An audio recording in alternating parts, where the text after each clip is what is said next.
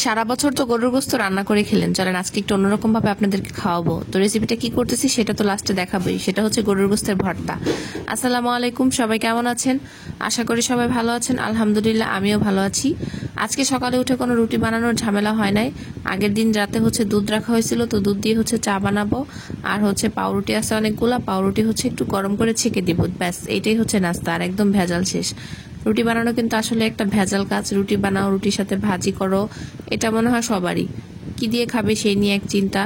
ডাল দিয়ে খাবে না, সবজি দিয়ে খাবে না, ভাজি দিয়ে খাবে, কেউ ভাজি দিয়ে খাবে না, ডিম দিয়ে খাবে, তো একটা ঝামেলা। আর পাউরুটি আর হচ্ছে একটু হালকা করে ছেঁকে আর হচ্ছে চা দিয়ে দিলে এটা দিয়ে সবাই খেয়ে ফেলবে। তো পাউরুটিগুলো আমি হালকা করে একটু ছেঁকে দিচ্ছিলাম। তো নাস্তা খাওয়ার পর দুপুরে রান্না বান্নায় চলে আসলাম। আজকে কাটাকাটির ব্লগ ভিডিও আর কি, ভিডিওটা আর করি নাই। বেগুন দিয়ে হচ্ছে, আলু দিয়ে হচ্ছে পাঙ্গাস মাছ রান্না করব। তো কয়েকদিন ধরে হচ্ছে একই খাবার খাওয়া হচ্ছে, রিপিট প্রায় হচ্ছে বেগুন দিয়ে পাঙ্গাস মাছ আর ভালো লাগতেছে না। তাই ভাবতেছিলাম আজকে একটু অন্যরকম কিছু করব। তাই হচ্ছে ফ্রিজ থেকে 2 টুকরা গরুর মাংস নামিয়ে নিয়েছি, মাত্র 2 টুকরা। এই 2 টুকরা দিয়ে কি করব আপনারা বলতে পারেন? হ্যাঁ, আমি প্রথমে আপনাদেরকে বলে দিয়েছি, তবে আবারও দেখাবো লাস্টে গিয়ে কি করব। আর এখানে হচ্ছে তরকারিটা বসায় দিব। তার আগে বলতেছি যে যেখান থেকে দেখে থাকেন আমার ভিডিওটা অবশ্যই একটু লাইক কমেন্ট করে দিবেন। আর হচ্ছে আমার পেজে যদি নতুন থাকেন অবশ্যই পেজটা ফলো করে দিয়ে পাশে থাকবেন। আমার মশলাটা ভালো করে কষানো হয়ে গেছে। মশলাটা যত ভালো করে কষাবেন তরকারি খেতে আসলে তত মজা লাগবে। আর এখানে হচ্ছে সাদা বেগুন ছিল কিছু, সাদা বেগুন আর হচ্ছে কয়েকটা লম্বা বেগুন, মিক্সড বেগুন ছিল।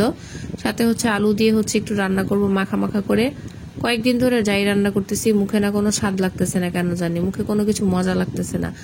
তাই ভাবলাম যে হচ্ছে কেন জানি একটু ভর্তা করি, গরুর গোস্তের ভর্তা। এটা হচ্ছে আমি মোবাইলে দেখছিলাম ভিডিও অনেকদিন আগে, তো ভাবছিলাম বানাবো, তো বানিয়েই ফেললাম আজকে আর কি। রেসিপিটা পুরোটা আজকে শেয়ার করবো আপনাদের সাথে। তো এই তরকারিটা রান্না করা শেষ, আমি একসাথে ঢেলে রেখে দিলাম।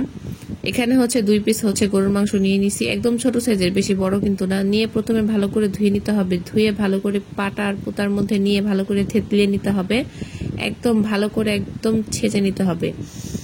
দেখতেই পারতেছেন, দেখেই বুঝতে পারবেন আমি কিভাবে হচ্ছে থেতলিয়ে নিছি।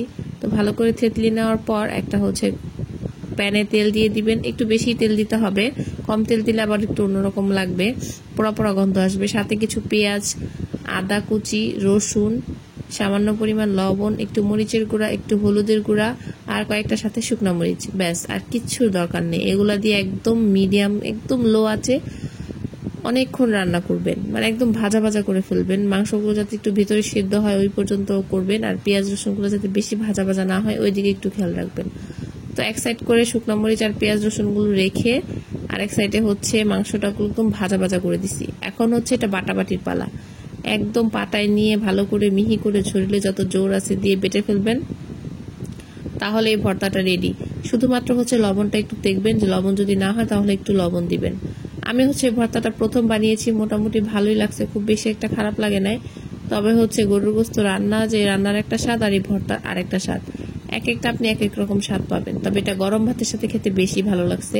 তো ভর্তাটা বাড়তে বাড়তে আমি একটু মুখে দিচ্ছিলাম, আমার কাছে খুবই ভালো লাগতেছিল। গরম গরম ভাতের সাথে খেতে তো এই ভর্তাটা বেশ জমে যাবে। তো এই ভর্তাটাকে এখন আমি 5 ভাগ করে নিব, যেহেতু আমরা ঘরে হচ্ছে 5 জন 6 জন, কিন্তু আমার ছেলে তো খেতে পারবে না, তো হচ্ছে 5 ভাগ করে নিব। চাইলে আপনারা বাসায় এই রেসিপিটা বানাতে পারেন। আর অবশ্যই ভালো লাগলে আমার ভিডিওটা শেয়ার করে দিবেন। সবাই ভালো থাকবেন, সুস্থ থাকবেন, আল্লাহ হাফেজ।